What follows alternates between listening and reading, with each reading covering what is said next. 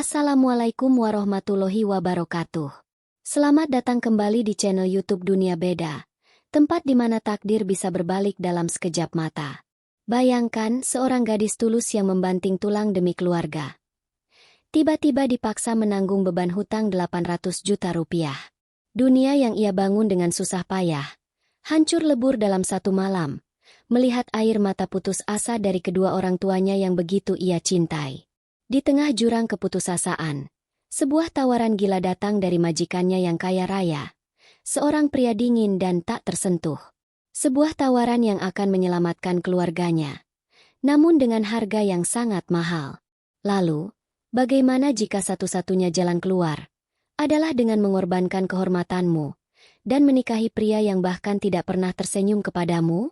Namun sebelumnya, bagi yang beragama Islam, saya sarankan untuk menuliskan sholawat Nabi Muhammad, agar kelak sholawat ini menjadi saksi untuk mendapat syafaat di akhirat.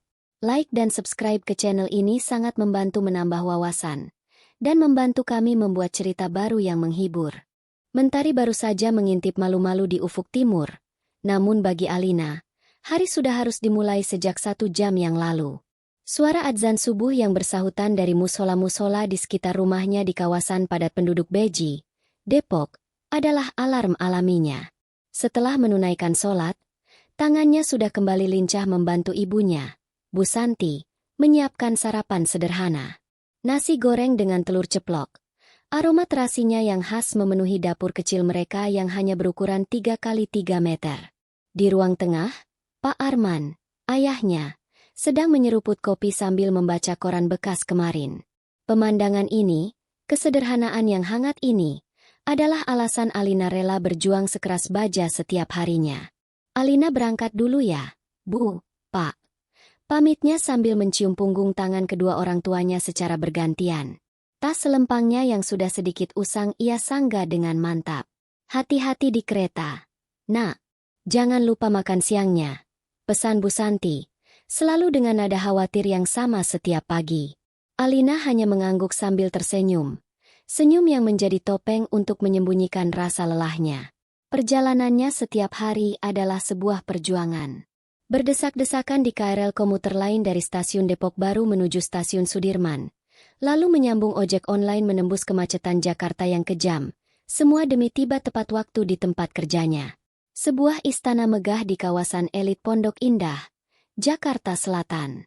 Rumah milik majikannya, Tuan Baskara. Rumah itu adalah dunia yang berbeda. Pagar hitam menjulang tinggi seolah ingin memisahkan diri dari hiruk-pikuk dunia luar.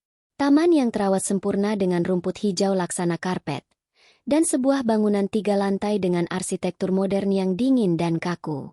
Disinilah Alina bekerja sebagai asisten pribadi, sebuah jabatan yang terdengar mentereng, namun pada praktiknya, ia mengurus berbagai keperluan pribadi sang majikan yang tak tersentuh oleh asisten rumah tangga biasa. Tuan Baskara adalah sosok misterius. Pria berusia 35 tahun itu memiliki segalanya.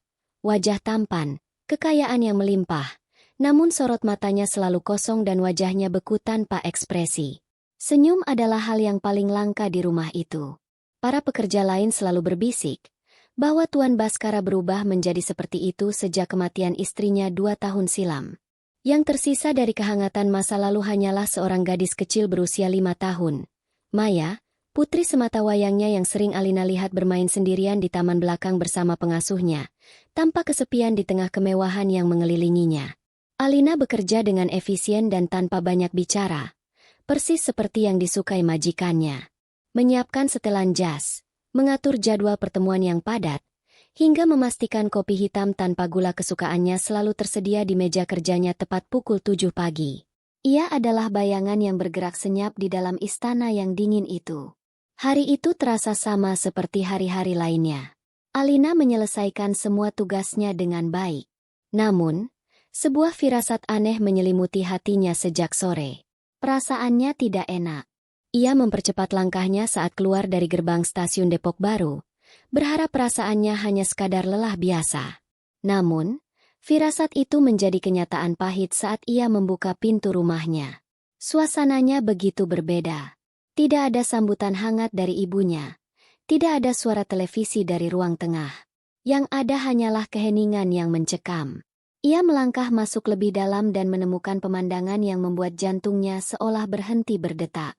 Ibunya, Bu Santi, duduk bersimpuh di lantai, menangis tanpa suara dengan bahu yang terguncang hebat. Ayahnya, Pak Arman, duduk di kursi rotan tua dengan kepala tertunduk dalam. Wajahnya pucat pasi seperti kehilangan seluruh darahnya. Di atas meja, di antara mereka, tergeletak selembar surat dengan kop surat yang tampak mengintimidasi. "Bu, Bapak, ada apa ini?" tanya Alina dengan suara bergetar. Lututnya terasa lemas. Bu Santi tidak sanggup menjawab. Tangisnya justru pecah semakin keras. Pak Arman mengangkat wajahnya perlahan. Matanya yang merah dan sembab menatap Alina dengan tatapan penuh penyesalan dan keputusasaan. "Maafkan Bapak, Nak, maafkan Bapak." Lirihnya, suaranya parau dan putus-putus. Dengan tangan gemetar, Alina meraih surat di atas meja itu. Jantungnya berdebar semakin kencang saat membaca setiap kata di dalamnya. Surat peringatan terakhir. Penipuan investasi. Nama ayahnya tercantum di sana. Dan sebuah angka yang membuat matanya berkunang-kunang. 800 juta rupiah. Ini tidak mungkin kan, Pak?" bisik Alina, menolak untuk percaya. "Rekan bisnis Bapak menipu. Nak, uang yang kita pinjam dari rentenir untuk investasi itu dibawa lari. Dan sekarang hutangnya jatuh ke kita." Jelas Pak Arman. Setiap kata yang keluar dari mulutnya terdengar seperti vonis mati. "Mereka memberi kita waktu 1 bulan. Jika tidak lunas rumah ini, rumah peninggalan kakekmu akan mereka sita." Dunia Alina runtuh seketika. 800 juta. Angka itu berdengung di telinganya. Terasa begitu mustahil, seperti sebuah lelucon kejam dari takdir. Ia menatap wajah kedua orang tuanya yang tampak menua dalam satu malam. Ia melihat sekeliling rumah kecil yang penuh kenangan itu, tempat ia lahir dan dibesarkan dengan cinta. Haruskah semuanya berakhir seperti ini? Rasa sesak memenuhi rongga dadanya, merampas seluruh udaranya. Ia merasa terpojok, terperangkap dalam labirin tanpa jalan keluar. Di tengah keheningan yang menyiksa itu, hanya ada suara detak jam dinding dan isak tangis ibunya yang memilukan dan sebuah keputusan nekat yang mulai terbentuk di benaknya yang kalut. Malam itu, tidur tidak pernah datang untuk Alina. Ia hanya berbaring di kasur kapuknya yang tipis, menatap langit-langit kamar yang retak, sementara angka 800 juta terus berputar-putar di kepalanya seperti kaset rusak. Setiap tarikan napas terasa berat, seolah ada batu besar yang menindih dadanya. Suara isak tangis ibunya yang tertahan dari kamar sebelah menjadi irisan sembilu yang menyayat hatinya sepanjang malam. Ia merasa gagal. Gagal melindungi 2 orang yang paling ia cintai di dunia. Subuh datang dengan cepat, membawa serta keputusasaan yang sama pekatnya seperti sisa kegelapan malam. Tidak ada lagi canda di meja makan. Nasi goreng buatan ibunya terasa hambar di lidah, dan kopi ayahnya mendingin tanpa tersentuh. Dalam keheningan yang menyiksa itu, sebuah benih keputusan nekat yang sempat terpikirkan semalam, kini tumbuh menjadi satu-satunya pohon harapan di tengah padang gurun keputusasaannya. Hanya ada satu orang yang ia tahu mampu mengeluarkan angka sebesar itu dalam sekejap mata. Tuan Baskara, majikannya. Pikiran itu terasa gila dan memalukan. Meminta belas kasihan pada pria sedingin es itu rasanya seperti membenturkan kepala ke tembok baja. Tapi, pilihan apa lagi yang ia punya? Membiarkan rumah mereka disita dan melihat orang tuanya hidup di jalanan adalah mimpi buruk yang tidak akan pernah bisa ia maafkan pada dirinya sendiri. Perjalanan di gerbong KRL pagi itu terasa berbeda. Hiruk-pikuk dan desak-desakan penumpang yang biasanya ia keluhkan, hari ini sama sekali tidak terasa. Pikirannya melayang, menyusun ribuan skenario dan kalimat yang akan ia ucapkan. Ia akan memohon, ia akan bersujud jika perlu. Ia akan menawarkan untuk bekerja seumur hidup tanpa gaji. Apapun akan ia lakukan. Pemandangan gedung-gedung pencakar langit yang mulai menyambutnya saat kereta mendekati stasiun Sudirman terasa seperti mengejeknya. Simbol kemakmuran yang begitu dekat, namun terasa begitu jauh untuk ia jangkau. Setibanya di rumah megah itu, setiap langkah terasa 1000 kali lebih berat. Udara dingin dari pendingin ruangan yang menyambutnya terasa menusuk tulang, seolah mencerminkan sikap pemilik rumah. Ia meletakkan tasnya dan langsung bekerja. Tangannya bergerak secara otomatis, namun pikirannya tidak di sana. Pukul 7 pagi, seperti biasa, ia mengetuk pintu ruang kerja Tuan Baskara untuk menyajikan kopi. Saat pintu terbuka, ia melihat majikannya sudah duduk di sana, menatap layar laptop dengan fokus penuh. Inilah kesempatannya. Sekarang atau tidak sama sekali. Jantungnya berdegup kencang, seolah akan melompat keluar dari dadanya. Keringat dingin mulai membasahi pelipisnya. "Tuan," panggilnya dengan suara yang nyaris tidak terdengar. Baskara mengangkat kepalanya. Sorot matanya yang tajam dan dingin menatap Alina. "Ya?" jawabnya singkat. Nadanya tidak menyiratkan ketertarikan sama sekali. "Maaf mengganggu waktu Tuan." Saya." Lidah Alina terasa keluh. Ia menarik napas dalam-dalam, mencoba mengumpulkan sisa-sisa keberaniannya. "Saya ingin memohon bantuan Tuan." Baskara hanya mengangkat sebelah alisnya, menunggu Alina melanjutkan. Dengan suara bergetar dan menahan tangis, Alina menceritakan semuanya. Tentang penipuan yang menimpa ayahnya, tentang hutang 800 juta, dan tentang ancaman penyitaan rumah mereka. Ia menundukkan kepalanya dalam-dalam, tidak berani menatap wajah majikannya. "Saya mohon, Tuan, pinjamkan saya uang. Saya berjanji akan membayarnya. Potong seluruh gaji saya seumur hidup saya. Saya rela, Tuan. Saya akan bekerja untuk Tuan selamanya tanpa dibayar. Asalkan orang tua saya tidak kehilangan tempat tinggal mereka." Isaknya di akhir kalimat. Ia sudah tidak peduli lagi dengan harga dirinya. Setelah Alina selesai bicara, keheningan yang panjang dan menyiksa menyelimuti ruangan. Hanya terdengar suara detik jam antik yang berdiri di sudut ruangan. Alina menunggu dengan cemas, berharap ada sedikit saja belas kasihan di hati pria itu. Akhirnya, Baskara bersuara. Datar, dingin, dan menusuk. "Itu bukan urusan saya." Dua kata itu meluncur begitu saja tanpa emosi. Namun dampaknya bagi Alina terasa seperti sambaran petir di siang bolong. Hancur. Seluruh harapan terakhirnya musnah dalam sekejap. Tubuhnya lemas. Ia merasa bodoh dan terhina. Untuk apa ia berharap pada gunung es seperti Baskara? Air mata yang sedari tadi ia tahan, kini mengalir deras membasahi pipinya. "Baik, Tuan. Maaf sudah mengganggu," ucapnya lirih. Suaranya parau karena kekecewaan. Ia berbalik, hendak melangkah keluar dari ruangan yang terasa menyesakkan itu, membawa serta serpihan hatinya yang hancur. "Tunggu." Suara Baskara menghentikan langkahnya. Alina berhenti, namun tidak berani berbalik. "Saya bilang, itu bukan urusan saya. Jika statusmu hanya seorang asisten pribadi," lanjut Baskara dengan nada yang sama datarnya. Alina mengerutkan keningnya. Tidak mengerti. Ia memutar tubuhnya perlahan. Baskara kini sudah berdiri dari kursinya, berjalan mendekat dengan langkah pelan namun penuh kuasa. Pria itu berhenti tepat di hadapan Alina. "Saya tidak akan meminjamkan uang," katanya lagi.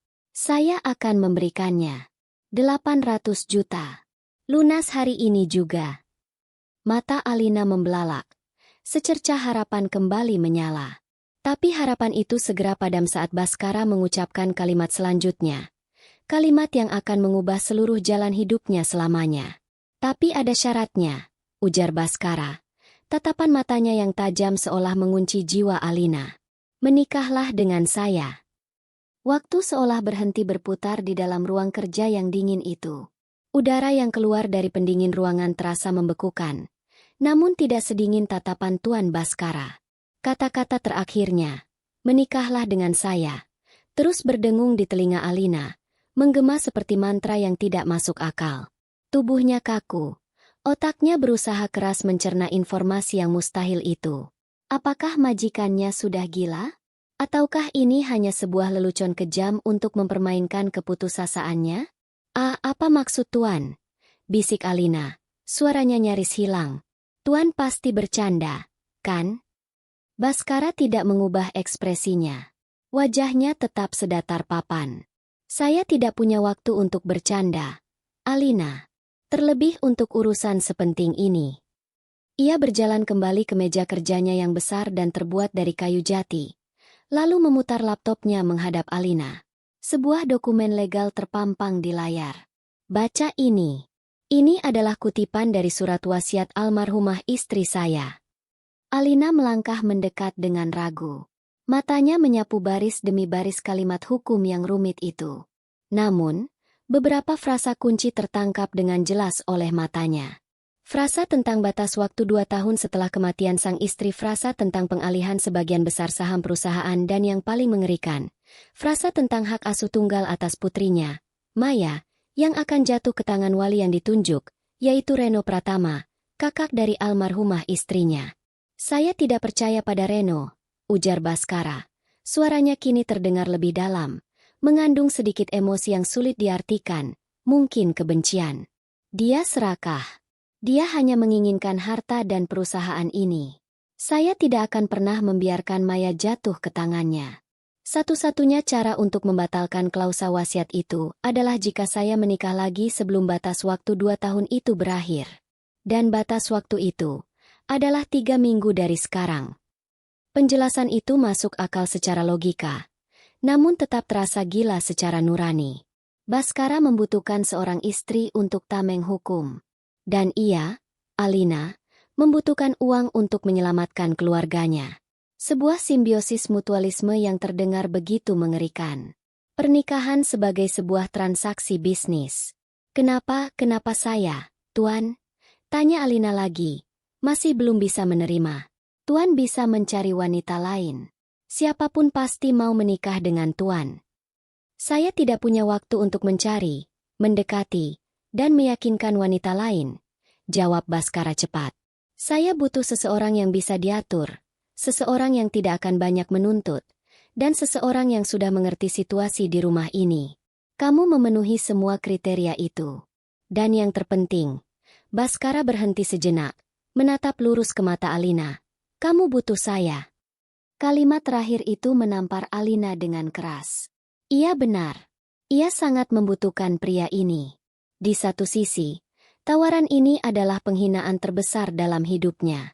Menjual diri dan kebebasannya demi uang. Menikahi pria asing yang dingin dan tidak punya hati. Pikiran itu membuatnya mual. Tapi di sisi lain, bayangan wajah ayahnya yang putus asa dan isak tangis ibunya kembali terngiang. Bayangan rumah mereka yang akan disegel. Barang-barang mereka dilempar ke jalanan. Bayangan kehancuran keluarganya. 800 juta rupiah.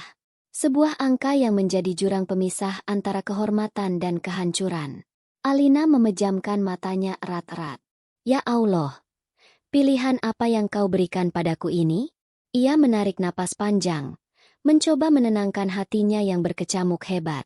Saat ia membuka matanya kembali, tidak ada lagi keraguan di sana.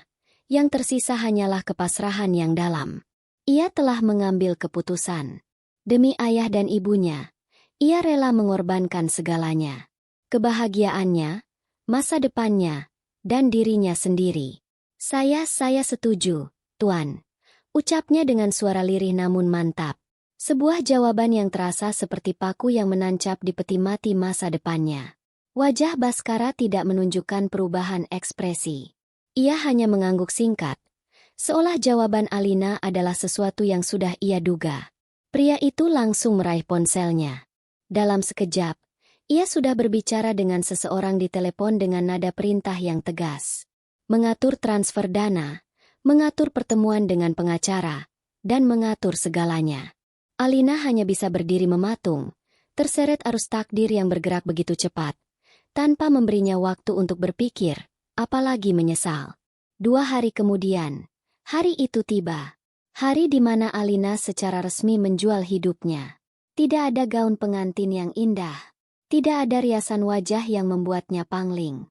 Ia hanya mengenakan kebaya sederhana berwarna putih tulang, pinjaman dari tetangganya. Pernikahan itu dilangsungkan di sebuah kantor urusan agama di kawasan Jakarta Selatan, jauh dari Depok. Hanya ada dia, Baskara, kedua orang tuanya yang terus menyeka air mata, dan 2 orang saksi dari pihak Baskara yang tidak ia kenal. Prosesi berlangsung cepat dan terasa begitu dingin. Saat penghulu menjabat tangan Baskara, dan pria itu dengan lancar mengucapkan ijab kabul dalam satu tarikan napas, Alina merasa jiwanya terlepas dari raganya. Bagaimana para saksi? Sah. Sah. Kata, sah, yang diucapkan serempak oleh para saksi terdengar seperti ketukan palu hakim yang menjatuhkan vonis hukuman seumur hidup padanya. Alhamdulillah, hutang keluarganya lunas. Tapi harga yang harus ia bayar adalah kebebasannya. Setelah semua selesai, Baskara mendekati Pak Arman. Pak, hutang Bapak sudah saya lunasi beberapa menit yang lalu. Bapak bisa cek rekeningnya. Anggap saja ini bakti saya sebagai menantu Bapak, katanya dengan nada formal. Pak Arman hanya bisa mengangguk, lidahnya keluh, tidak sanggup mengucapkan terima kasih ataupun sepatah kata pun. Ia hanya menatap putrinya dengan tatapan penuh rasa bersalah. Di luar gedung KUA, mobil hitam mewah milik Baskara sudah menunggu. Inilah saatnya. Saat perpisahan itu, Alina memeluk ibunya erat. Jaga diri baik-baik ya, Bu. Jaga Bapak. Kamu yang jaga diri. Nak, maafkan Ibu. Bisik Bu Santi di tengah isak tangisnya. Alina kemudian beralih memeluk ayahnya, yang hanya bisa menepuk-nepuk punggungnya dengan tangan bergetar. Tidak ada kata yang terucap, namun Alina bisa merasakan penyesalan yang mendalam dari ayahnya. Baskara membukakan pintu mobil untuknya. Sebuah gestur sopan yang terasa begitu ironis. Alina melangkah masuk, duduk di kursi penumpang yang empuk, namun hatinya terasa keras seperti batu. Dari balik kaca jendela yang gelap, ia melihat kedua orang tuanya yang semakin mengecil saat mobil mulai melaju, membawanya pergi menuju kehidupan baru yang tidak pernah ia inginkan. Perjalanan menuju Pondok Indah hari itu terasa seperti perjalanan menuju sebuah penjara emas. Dan di benaknya, hanya ada satu pertanyaan yang berputar-putar tanpa henti. Apa yang akan terjadi padanya malam ini? Perjalanan dari kantor urusan agama di Jakarta Selatan menuju Pondok Indah terasa seperti perjalanan terpanjang dalam hidup Alina. Tidak ada satu kata pun yang terucap di dalam mobil mewah itu. Alina hanya menatap keluar jendela, memandangi gedung-gedung, jembatan layang, dan hiruk-pikuk lalu lintas yang berlalu lalang. Semua tampak sama, namun terasa begitu berbeda. Seolah ia sedang menonton film tentang kehidupan orang lain. Ia bukan lagi Alina, gadis sederhana dari Depok. Ia kini adalah Nyonya Baskara, sebuah status kosong yang ia sandang dengan harga 800 juta rupiah. Di sebelahnya, Baskara mengemudi dengan tenang, wajahnya tetap lurus menatap jalanan, tak terbaca, seolah kejadian beberapa jam yang lalu tidak lebih dari sebuah rapat bisnis yang baru saja usai. Ketika mobil akhirnya melewati gerbang hitam yang menjulang tinggi itu, beberapa pekerja rumah tangga yang sudah berbaris rapi di depan pintu utama langsung menundukkan kepala. Selamat datang, Tuan.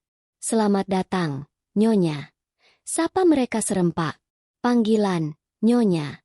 Itu terasa seperti tamparan bagi Alina. Telinganya panas.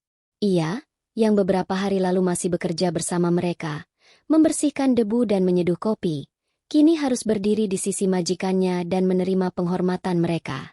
Rasanya begitu canggung dan salah. Ia hanya bisa membalas sapaan mereka dengan senyum kaku yang terasa pahit di bibirnya. Siapkan makan malam. Tapi jangan diganggu sebelum saya panggil, perintah Baskara kepada kepala pelayan, sebelum memberi isyarat pada Alina untuk mengikutinya. Jantung Alina mulai berdebar kencang lagi. Inilah saatnya. Baskara menaiki tangga marmer yang melingkar dengan anggun, dan Alina mengikutinya dari belakang dengan langkah berat. Setiap anak tangga terasa seperti tanjakan menuju puncak penderitaannya. Lorong di lantai 2 terasa lebih panjang dan lebih sunyi dari biasanya. Langkah kaki mereka menggema di lantai kayu yang mengkilap. Baskara tidak membawanya ke kamar tamu. Ia juga tidak membawanya ke kamar staf yang dulu sering ia masuki. Pria itu berjalan lurus, menuju satu pintu di ujung lorong. Pintu paling besar yang terbuat dari kayu solid berwarna gelap. Pintu kamar tidur utama. Pintu kamar tidur Tuan Baskara. Napas Alina tercekat di tenggorokan. Rasa takut yang sempat mereda, kini kembali mencengkeramnya dengan erat. Ia sudah mencoba mempersiapkan mentalnya, mencoba pasrah pada takdir yang harus ia jalani sebagai seorang istri, meskipun hanya istri di atas kertas. Tapi tetap saja, rasa takut itu melumpuhkannya. Baskara membuka pintu dan masuk lebih dulu. Alina mengikutinya dengan ragu. Kamar itu luar biasa besar dan mewah. Didominasi warna abu-abu, hitam, dan putih, membuatnya terasa modern sekaligus dingin dan kosong. Sebuah ranjang berukuran raksasa dengan spray abu-abu gelap menjadi pusat perhatian. Di seberangnya, sebuah jendela kaca besar menyuguhkan pemandangan lampu kota Jakarta dari kejauhan. Alina hanya berdiri kaku di dekat pintu, memeluk tas selempangnya erat-erat, seolah benda itu adalah satu-satunya pelindung yang ia miliki. Ia menunggu Baskara berbicara, menunggu pria itu melakukan sesuatu. Ia sudah memasrahkan dirinya pada skenario terburuk sekalipun. Namun, apa yang dilakukan Baskara selanjutnya benar-benar di luar dugaannya. Pria itu berjalan melewati ranjang besar itu, menuju dinding di sisi kanan. Ia kemudian menekan sebuah panel yang nyaris tak terlihat, dan sebagian dari dinding itu bergeser tanpa suara, menampakkan sebuah pintu lain. Itu kamarmu, kata Baskara singkat, sambil menunjuk ke arah pintu rahasia itu.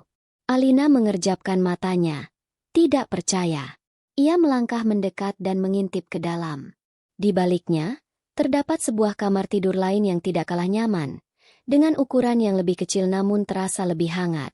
Ada ranjang, lemari, dan sebuah kamar mandi pribadi. Semuanya lengkap. Kebingungannya semakin menjadi saat ia melihat Baskara berjalan ke arah lemari pakaian besar di kamar utama, membuka salah satu pintunya, lalu mengeluarkan bantal dan selimut baru dari dalamnya. Pria itu kemudian melemparkan bantal dan selimut itu ke atas sofa panjang yang berada di dekat jendela. Dan aku akan tidur di sini, ujarnya lagi, seolah itu adalah hal yang paling wajar di dunia. Alina benar-benar tidak bisa berkata-kata. Otaknya gagal memproses semua ini.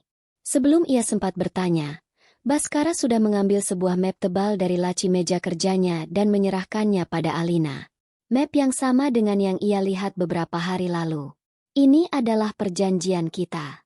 Bacalah dengan teliti. Di dalamnya tertulis semua aturan dan batasan dengan sangat jelas, kata Baskara dengan nada tegas.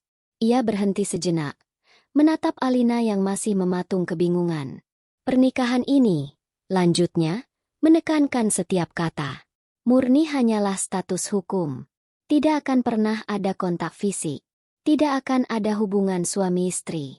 Tugasmu hanya satu. Berakting sebagai istriku yang peduli dan ibu yang penyayang untuk Maya, terutama, dan aku ulangi, terutama saat Reno ada di sekitar kita. Di luar itu, kita adalah dua orang asing yang kebetulan tinggal di bawah atap yang sama. Paham? Penjelasan itu, kalimat-kalimat itu, rasanya seperti sebuah bendungan yang tiba-tiba jebol. Seluruh rasa takut, cemas, dan ngeri yang telah menghantuinya selama berhari-hari, lenyap seketika, hanyut oleh gelombang kelegaan yang luar biasa dahsyat. Ia selamat. Ia tidak perlu. Ya Allah, alhamdulillah. Ia menatap Baskara dengan pandangan yang benar-benar baru. Pria ini, yang ia anggap dingin dan tidak punya hati, ternyata memiliki prinsip yang tidak pernah ia duga. Dia bukan monster, tapi dia juga bukan pahlawan. Dia adalah teka-teki yang jauh lebih rumit dari yang pernah ia bayangkan. Sekarang istirahatlah.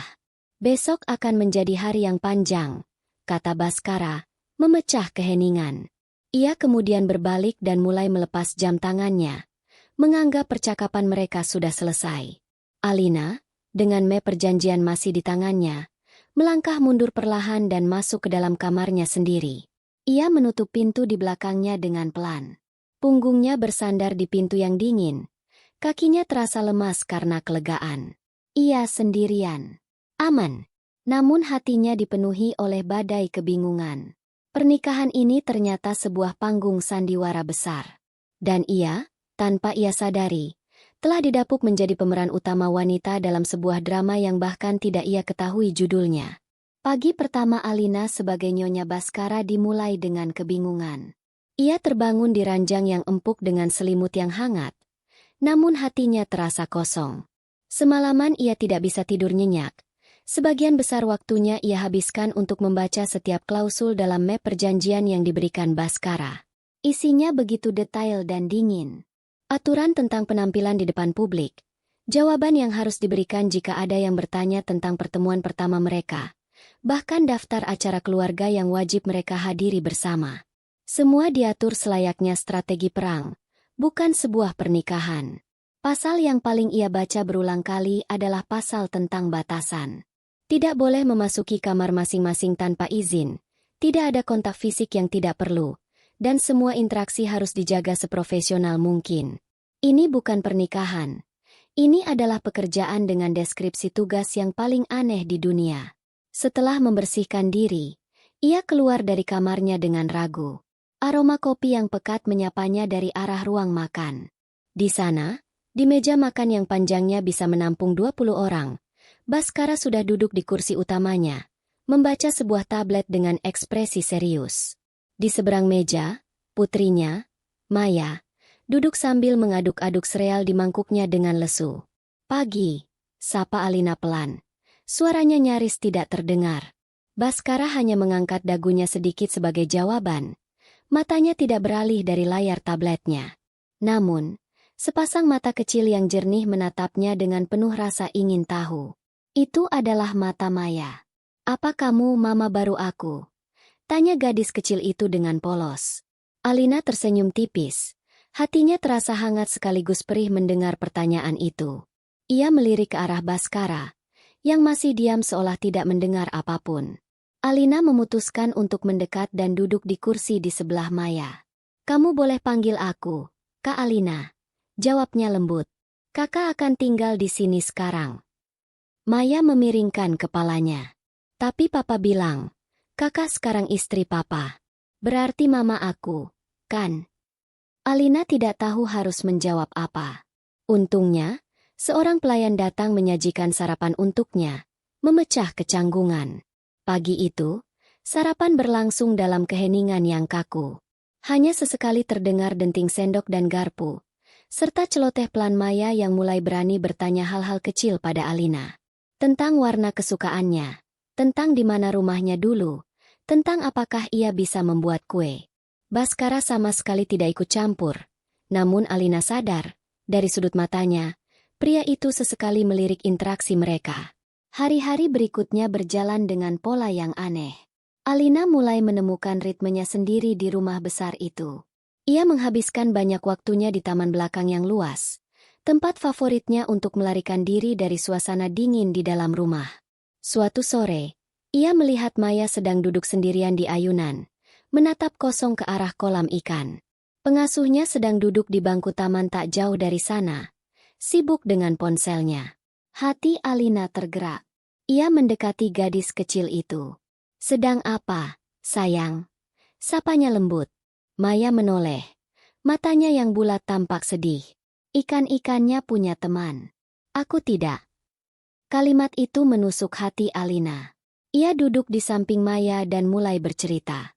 Bukan dongeng tentang pangeran dan putri, tapi cerita-cerita sederhana tentang masa kecilnya di Depok. Tentang bagaimana ia dan teman-temannya biasa membuat mahkota dari bunga liar yang tumbuh di pinggir rel kereta. Maya mendengarkan dengan antusias. Wajahnya yang semula murung, kini mulai bersinar. Tanpa mereka sadari, dari jendela ruang kerjanya di lantai 2, Baskara berdiri diam, mengamati mereka dari kejauhan. Wajahnya masih datar, namun cengkraman tangannya pada bingkai jendela sedikit mengerat. Sejak hari itu, dinding antara Alina dan Maya runtuh sepenuhnya. Maya selalu membuntutinya kemanapun ia pergi. Membantunya menyiram bunga, menemaninya membaca buku di perpustakaan, hingga memaksanya untuk menemaninya makan. Suasana di meja makan yang dulu hening, kini selalu ramai oleh celoteh Maya yang menceritakan harinya pada Alina. Baskara tetap menjadi pendengar yang pasif. Tapi ia tidak lagi makan sambil menatap tabletnya. Ia kini makan sambil menatap putrinya, dan sesekali, tatapannya beralih ke Alina yang sedang tertawa karena lelucon Maya. Perubahan terbesar terjadi pada suatu malam. Biasanya, pengasuh Maya yang akan menidurkan gadis itu. Tapi malam itu, Maya demam ringan dan terus merengek memanggil nama Alina. Dengan sedikit ragu, Alina masuk ke kamar Maya yang bernuansa merah muda. Ia mengompres dahi gadis itu dan menyanyikan lagu Nina Bobo yang dulu sering ibunya nyanyikan untuknya. "Mama, jangan pergi," gumam Maya dalam tidurnya. Tangannya yang mungil menggenggam erat jari telunjuk Alina. Hati Alina menghangat. Ia terus duduk di sana, mengelus rambut Maya dengan lembut hingga gadis itu benar-benar terlelap. Saat ia merasa Maya sudah tidur nyenyak, ia menarik tangannya perlahan dan berbalik untuk keluar dari kamar. Jantungnya nyaris berhenti berdetak. Baskara berdiri diam di ambang pintu yang sedikit terbuka. Alina tidak tahu sudah berapa lama pria itu di sana. Wajahnya tidak lagi sedingin es. Di bawah cahaya lampu koridor yang temaram, Alina bisa melihat sorot mata yang berbeda. Sesuatu yang lebih lembut. Sesuatu yang rapuh. Keheningan menyelimuti mereka berdua. Alina merasa canggung. Tidak tahu harus berbuat apa. Ia hanya menunduk sambil berjalan melewati Baskara. Saat ia tepat di sebelahnya, sebuah suara pelan menghentikan langkahnya. "Terima kasih." Hanya satu kata itu, tapi diucapkan dengan nada yang belum pernah Alina dengar sebelumnya. Bukan nada seorang majikan pada bawahannya. Bukan nada seorang klien pada mitranya. Nada itu tulus. Alina hanya bisa mengangguk kecil tanpa berani mengangkat wajahnya. Ia kemudian bergegas berjalan menuju kamarnya sendiri, menutup pintu di belakangnya. Ia bersandar di pintu. Jantungnya berdebar tidak karuan. Kehangatan aneh menjalar di dadanya. Kehangatan yang terasa asing, namun juga berbahaya. Ia mulai melihat sisi lain dari gunung es itu, dan ia takut jika hatinya yang bodoh ini mulai mengharapkan sesuatu yang lebih dari sekadar perjanjian di atas kertas. Beberapa minggu berlalu dengan cepat. Kehidupan di rumah pondok indah itu telah berubah total. Suara tawa Maya kini menjadi musik yang mengisi setiap sudut rumah. Dan kehangatan Alina seolah menjadi matahari yang berhasil mencairkan kutub es di hati Baskara. Pria itu mulai lebih banyak tersenyum, terutama saat melihat interaksi antara Alina dan putrinya. Mereka bertiga sering menghabiskan akhir pekan di taman, atau sekadar menonton film bersama di ruang keluarga. Mereka tampak seperti keluarga sungguhan. Alina sendiri harus berjuang keras menekan perasaannya yang tumbuh semakin dalam setiap harinya. Ia tahu, semua ini hanyalah sandiwara yang akan segera berakhir. Dan hari di mana tirai panggung itu diuji, akhirnya tiba. Reno Pratama, sang serigala berbulu domba, datang berkunjung tanpa pemberitahuan. Ia muncul di hari Minggu sore dengan senyum lebar yang palsu, membawa sebuah boneka besar untuk Maya. "Baskara, adik iparku. Dan ini pasti Alina, sang pengantin baru yang misterius." Sapanya dengan nada ramah yang dibuat-buat, namun matanya yang sipit menatap Alina dari atas ke bawah dengan tatapan menilai. Inilah saatnya. Pertunjukan harus dimulai. Baskara, seolah sudah mengantisipasi ini, secara refleks langsung merangkul pinggang Alina, menariknya lebih dekat. "Reno, tumben sekali kau datang," balas Baskara dengan nada datar. Namun tindakannya berbicara lain. Alina merasa tubuhnya menegang karena sentuhan tiba-tiba itu. Ini adalah kontak fisik pertama mereka yang disengaja. Jantungnya berdebar kencang. "Selamat sore, Mas Reno," sapa Alina, mencoba tersenyum senatural mungkin. Sore itu terasa seperti ujian terberat. Reno terus melontarkan pertanyaan-pertanyaan pancingan. Tentang bagaimana mereka bertemu, tentang apa yang membuat Baskara begitu cepat menikah lagi.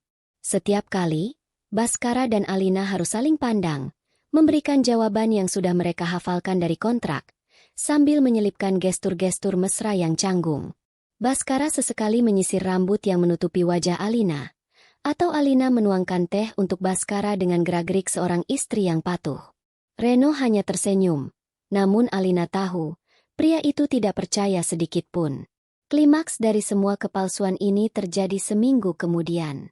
Reno mengundang mereka ke sebuah acara makan malam keluarga besar di sebuah restoran mewah di pusat Jakarta, dengan dalih merayakan pernikahan mereka yang tertunda.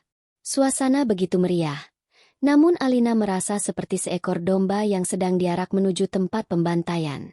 Dan benar saja.